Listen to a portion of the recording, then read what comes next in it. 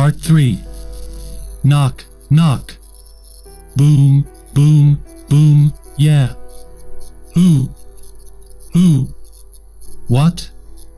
Ah, knocking, ah, damn, knocking. Where am I? What am I? What's the matter? Yes, in my bed. Why am I being woken up? They have the right because I am on duty. Wake up, Dr. Bomgard. There's Maria padding to the door to open it. What time is it? 1:30. Night. So I slept for only 1 hour. How's the migraine? It is obvious. Here she is. There was a soft knock on the door. What's the matter?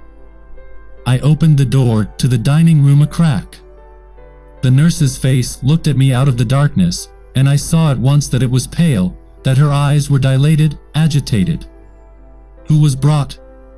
Doctors from the Gorlovsky district, the nurse answered hoarsely and loudly. The doctor shot himself. In Lakeove? It can't be. Polyakov? I do not know the last name. That's what, now, I'm coming. And you run to the head doctor, wake him up, this second. Tell him I'm calling him to the emergency room urgently. The nurse started, and the white spot disappeared from her eyes. 2 minutes later, an angry blizzard, dry and prickly, slapped my cheeks on the porch, puffed up the skirts of my coat, froze my frightened body. A white and restless light was blazing in the windows of the emergency room. On the porch, in a cloud of snow, I ran into a senior doctor who was striving to go the same way as me. Yours? Poles? The surgeon asked, coughing. I don't understand anything. Obviously, he is, I replied, and we quickly entered the rest. A muffled woman rose from the bench to meet him. Familiar eyes looked at me tearfully from under the edge of a brown handkerchief. I recognized Maria Vlasievna, a midwife from Gorlov, my faithful assistant during childbirth in the Gorilovo hospital. Poles? I asked. Yes, replied Maria Vlasievna, such a horror, doctor, I was driving, trembling all the way, just to take. When? This morning, at dawn, muttered Maria Vlasievna. The watchman came running, saying, the doctor has a shot in the apartment. Dr. Polyakov was lying under the lamp, pouring out a nasty disturbing light, and from the first glance at his lifeless, like stone, feet of felt boots, my heart habitually skipped a beat. His hat was removed from him, and his clumped, wet hair appeared. My hands, the nurse's hands, Maria Vlasievna's hands flashed over Polyakov, and a white gauze with blurring yellow-red spots came out from under the coat. His chest was rising weakly. I felt my pulse and trembled. The pulse disappeared under my fingers, stretched and broke into a thread with knots, frequent and fragile. The surgeon's hand was already reaching out to the shoulder, taking the pale body in a pinch on the shoulder to inject camphor. Here the wounded man glued his lips, and a pinkish bloody stripe appeared on them, slightly moved his blue lips and dryly, weakly pronounced, drop the camphor. To hell with it. Be silent, the surgeon answered him and pushed the yellow oil under the skin.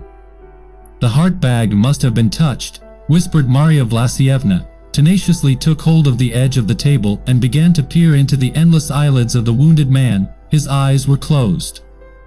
The shadows, gray-violet, like the shadows of sunset, began to bloom more and more brightly in the recesses near the wings of the nose, and fine, like mercury, sweat stood out like dew on the shadows. A revolver? The surgeon asked, twitching his cheek. Browning, stammered Maria Vlasievna. The surgeon said suddenly, as if angry and annoyed, and suddenly, waving his hand, walked away. I turned to him in fright, not understanding. Someone else's eyes flashed over his shoulder. Another doctor came up.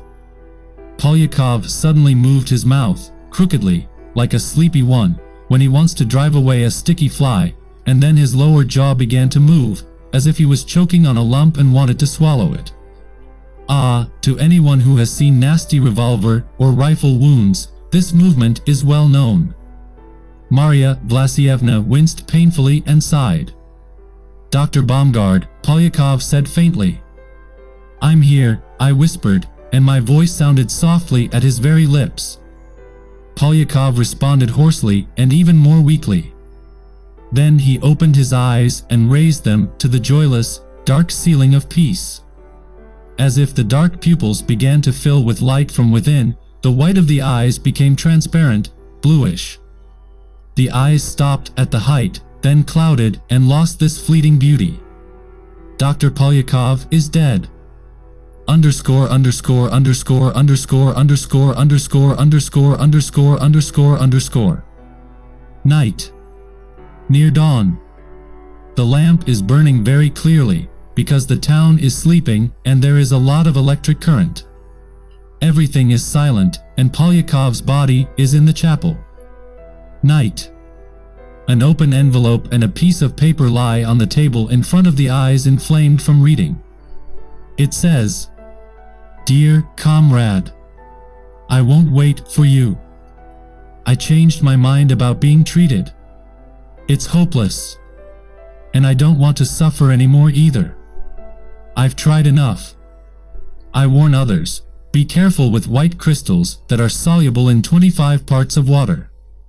I trusted them too much, and they ruined me. I'm giving you my diary. You have always seemed to me to be an inquisitive person and a lover of human documents. If you are interested, read my medical history. Goodbye. Your S. Polyakov." Postscript in large letters. "I ask you not to blame anyone for my death. Dr. Sergei Polyakov. February 13, 1918 inch." Next to the suicide letter is a notebook of the type of common notebooks in black oilcloth, 4. The first half of the pages are torn out of it.